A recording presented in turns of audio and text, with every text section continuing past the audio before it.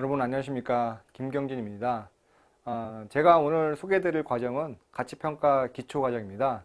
제가 이제 작년도에 2017년도에 이제 그 사례로 쉽게 배우는 기업가치평가라는 책을 집필했고, 이것들에 대해서 이제 많은 독자로부터 이제 강의가 있었으면 좋겠다라는 얘기를 많이 들었습니다. 그래서 그 독자분들의 기대에 부응하기 위해서 이번에 새로 이제 강의를 개설했습니다. 그래서 여러분들이 그 배우실 것들은 요 강의 요약 부분에 다 나타났습니다. 일단은 제가 그 주요 그 독자나 이 수강생들은 어떤 분들이냐면 현재 직장을 다니시면서 가치평가 실무를 하시는 분들입니다.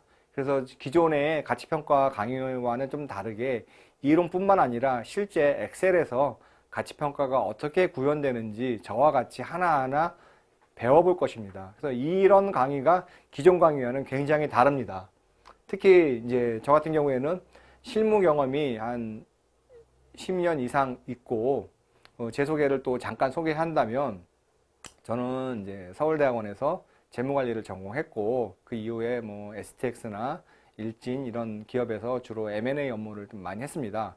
그리고 2006년도에 CFA 레벨 3 시험을 이제 패스했고, 그다음에 이제 제가 이제 경제 석사를 이제 텍사스 주립대학에서 했었고, 그다음에 워싱턴 대학에서 이제 세인트루이스에 있는 워싱턴 대학에서 이제 MBA를 했습니다.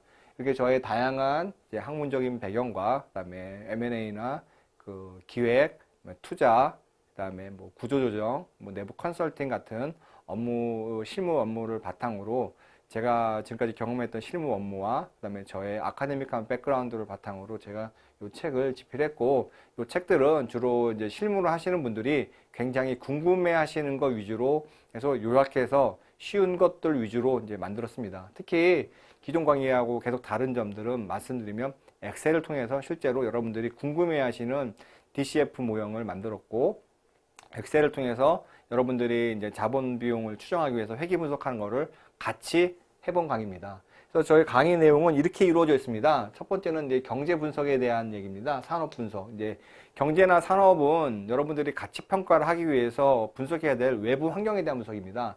경제 분석에서 제일 중요한 건 현재 경제가 호황 국면인지 아니면은 불황 국면인지 이거를 판단하는 겁니다. 예를 들어 경제가 이렇게 업앤다운 사이클 있지 않습니까? 그러면 이 정점에 있는지 이 바닥에 있는지 아니면 여기서 지금 확장기인지 수축기인지 이걸 아셔야 됩니다. 그래서 어느 위치에 있어야지 지금 가치평가를 할 때 이 기업을 좀 좋게 볼지 안 좋게 볼지를 알 수 있습니다. 그래서 경제에 대한 분석을 했고, 산업에 대한 분석은 여기 5포스 모델을 통해 가지고 그 산업이 우리가 분석하려는 산업이 얼마나 매력적인지를 여러분한테 이제 강의할 거고, 패스 모델을 통해서 5포스 모델이 갖고 있지 못한 동태적인 변화들을 패스 모델을 통해서 이제 보완했습니다. 그다음에 기본적으로 이제 가치평가에 들어간다면 상대 가치평가를 요 네 가지 위주로만 했습니다. EB, EBITDA 해서 이제 M&A시 가장 많이 쓰이는 이제 배수고, PE 배수, PBR, PSR에 대해서 실제적으로 여러분하고 같이 계산해보고 실제 예제를 들어서 홈플러스 예제를 들어가지고 이 부분들을 계산해봤습니다. 그리고 여러분들 할게 그 추정재무제표로 작성도 해봤습니다. 여러분들이 DCF 모델을 하려면 기본적으로 이제 프리캐시 플로우를 추정해야 되는데, 이 프리캐시 플로우를 추정하려면은 추정재무제표 작성이 필수적입니다. 물론 작성 안 해도 프리캐시 플로우를 추정할 수 있겠지만 나중에 뭐 M&A를 하는 경우에 인수하려는 회사의 자본 구조가 어떻게 변할지, 그다음에 주요 과정들이 바뀌면 실적이 어떻게 변할지를 알려면은 꼭 요 추정재무제표를 이제 추정해야 됩니다. 그래서 이런 분들을 제가 실무에서 일하면서 굉장히 어려움을 많이 겪었던 분야고, 많은 분들이 여전히 또 어려움을 겪고 있습니다. 그래서 추정재무제표를 이제 PL, BS, 캐시플로우 순서로 해가지고 엑셀로 저와 같이 하나하나 수식을 넣고 가정을 넣고 해가지고 작성할 것입니다. 그리고 여러분들이 해야 될 게 그 왁이라고 해가지고 우리가 말하는 할인율입니다. 가치평가를 하려면 할인율, 자본비용 뭐 이런 것들이 필요한데 이거를 계산하는 방식입니다. 그래서 왁을 계산하기 위해서는 타인 자본비용을 계산할 거고, 이 타인 자본비용은 이제 그 우리가 그 회사의 신용도를 측정해가지고 그 신용도에 맞는 이자율을 바탕으로 계산할 거고, 자기자본 비용도 좀 계산할 것입니다. 자기자본 비용은 그 CAPM이 지금 실무에서 굉장히 많이 쓰입니다. 그래서 CAPM을 계산하기 위해서는 기본적으로 베타라는 개념만 알아야 되는데, 베타를 할 때 우리가 이제 두 가지 방법을 알 수 있습니다. 베타를 본인이 직접 추정하거나, 혹은 베타를 이제 그런 금융 전문기관에서 발표하는 베타를 알거나. 저 같은 경우에는 이 강의에서는 한번 회계 분석을 통해서 베타를 직접 추정하는 것들을 여러분한테 좀 보여주고 있습니다. 그래서 이것도 CAPM도 여러분과 같이 엑셀을 통해서, 엑셀에서 제공하는 회계 분석을 통해 가지고 베타를 한번 추정해서 CAPM을 추정하고, 이자율 가산 모델, 3년인 모형, 이것도 같이 여러분들하고 계산을 해볼 겁니다. 주로 요 두 가지 CAPM이랑 이자율 가산 모델이 이제 초점이 될 거고, 3년인 모형은 실무에서 구현하기 좀 어려운 부분들이 있기 때문에 이론적인 측면에서만 잠시 훑고 이렇게 지나갈 예정입니다. 그래서 FCF를 이제 추정재무제표를 통해서 추정하고, 그다음에 왁을 추정한 다음에 이를 통해서 기업 가치를 산정할 것입니다. 기업 가치 산정하고, 여러분들이 사모펀드의 펀드 매니저라고 가정했을 경우에, 이 기업을 사고 팔 경우에 NPV가 얼마고 IRR이 얼마인지, 즉 투자 타당성에 대한 검토를 할 것입니다.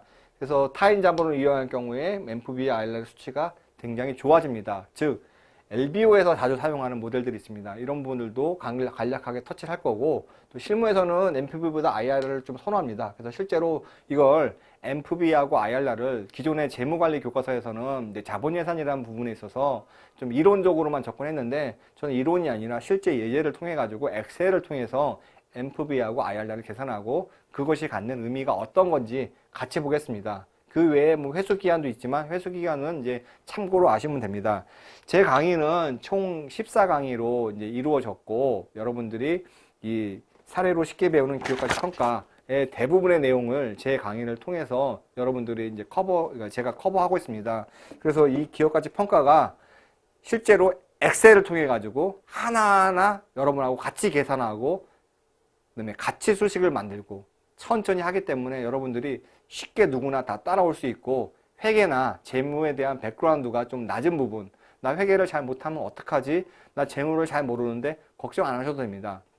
중간에 회계에 대한 개념, 재무에 대한 개념을 계속 보충 설명하고, 강의 노트가 별도로 제공되고, 제가 만든 샘플 추정재무제표하고 왁, 기업가치 한 것도 같이 제공되고, 더구나 이 사례로 쉽게 배우는 기업가치 평가에 있는 그 샘플 예제들이 율곡 출판사에 자료실에 가면은 다운로드 받을 수 있게 돼 있어서, 그 부분들을 여러분들이 다운로드 받으시면서 하나씩 강의를 보시면서 따라가면 누구나 쉽게 가치평가 전문가가 될 수 있을 것이라 확신합니다.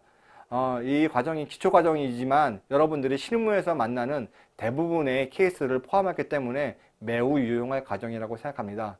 그럼 여러분, 이 강의를 통해서 이 강의를 들으시는 여러분이 전부 다 가치평가 전문가가 되기를 기원하겠습니다. 감사합니다.